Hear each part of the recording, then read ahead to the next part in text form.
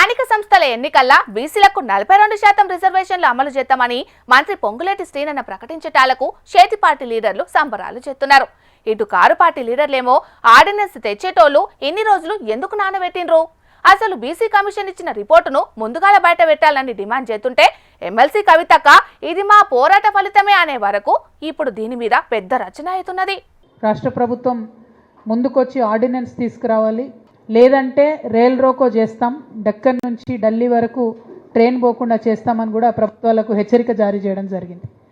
తదనంతరం జరిగినటువంటి పరిణామంలో మరి నిన్న క్యాబినెట్లో ఒక డెసిషన్ వచ్చింది. మేము ఆర్డినెన్స్ పెడతా ఉన్నాము. ఆ ఆర్డినెన్స్ పెట్టి 42% ఇచ్చేంత వరకు కూడా ఎన్నికలకు వెళ్ళము అని నిన్న పొంగులేటి శ్రీనివాసరెడ్డి గారు క్యాబినెట్ తర్వాత చెప్పడం జరిగింది. ఇదొక ముందడుగుగా మేము భావిస్తూ ఉన్నాము. ఇది ఖచ్చితంగా తెలంగాణ బీసీ బిడ్డల విజయంగా మేము భావిస్తూ ఉన్నాము. తెలంగాణ జాగృతి విజయంగా మేము భావిస్తూ ఉన్నాము. బీసీల రిజర్వేషన్ల ముచ్చట్ల కవితక్క గిట్ల మాట్లాడితే చేదిపాటి పెబ్బ మహేష్ అన్న గిట్ల అందుకున్నాడు.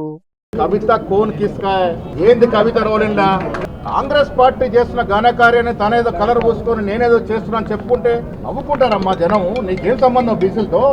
నీకంత చిత్తశుద్ధి ఉంటే మీ నాయన ముఖ్యమంత్రి ఉన్నప్పుడు, మీ అన్న బావలు మంత్రులుగా ఉన్నప్పుడు, నువ్వు పార్లమెంట్ సభ్యురాలుగా ఉన్నప్పుడు, నువ్వు ఎమ్మెల్సీగా ఉన్నప్పుడు ఏం వెలగబెట్టావు బీసీల కొరకు? ఒక్క రోజున మాట్లాడినావు బీసీల గురించి? ఇలా అధికారులు దిగిపోయిన తర్వాత బీసీలు గుర్తొస్తున్నారు. నీకు చోటా మోటాలు ధర్నాలు చేసి నా వల్లే, అరే నవ్వుకుంటారు జనం మీరు ఆ మాటలంటే. నీ వల్లే ఏంటి? నువ్వు ఊరు అసలు దీంట్లో నీ భాగస్వామ్యం ఏంది? అడుగడుగున బీసీని వంచిన బీఆర్ఎస్ ప్రభుత్వ ఆధినేత కూతురు నువ్వు. ఇలా నువ్వు ఏదో క్లెయిమ్ చేసుకునే ప్రయత్నం చేస్తే ప్రజలు తిరస్కరిస్తారమ్మా. నీకు సంబంధం లేదు, నీకు ప్రమేయం లేదు. ఇది కాంగ్రెస్ పార్టీ ఇచ్చిన వాగ్దానం, ఇది కాంగ్రెస్ పార్టీ నిలబెడుతున్న వాగ్దానం. ఇలా బీఆర్ఎస్ కానీ బీజేపీ కానీ ఏమి ప్రమేయం లేదు ఇందులో. ఇది రాహుల్ గాంధీ గారి ఎజెండా. అవు మరి మహేష్ అన్న మాట్లాడింది కూడా వాజీ ముచ్చట్నే. కాంగ్రెస్ పార్టీ ఎన్నికలకు ముందుగాల బీసీలకు 42% రిజర్వేషన్లు ఇస్తామని హామీ ఇచ్చింది.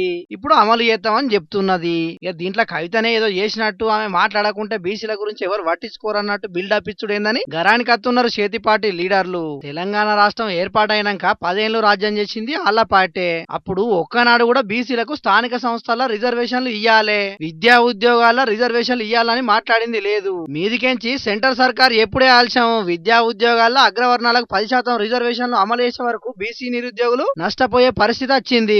అప్పుడు సప్పుడు చేయకుంటున్న కవితక్క ఇవాళ అధికారం పోయే వరకు మళ్ళా బీసీల రాగం ఎత్తుకునేదని కొంతమంది బీసీలు కూడా గరానికి అత్తున్నారు. మొత్తానికైతే ఇప్పుడు ఎవ్వరి కాళ్ళు బీసీ రిజర్వేషన్ల అమలు మీద ఇది మా క్రెడిట్ అని డప్పు కొట్టుకుంటున్నారు. సరే ఎవ్వరు ఏం చెప్పుకున్నా జనాభా వాటా ప్రకారం నియంగా అర్హులైన వాళ్ళకు మాత్రం ఖచ్చితంగా న్యాయం జరగాల్సిందే అంటున్నారు సామాజిక వేత్తలు. చూడాలి మరి రేపట్ల ఏం జరుగుతుందో ఈ రిజర్వేషన్ల ముచ్చట్ల.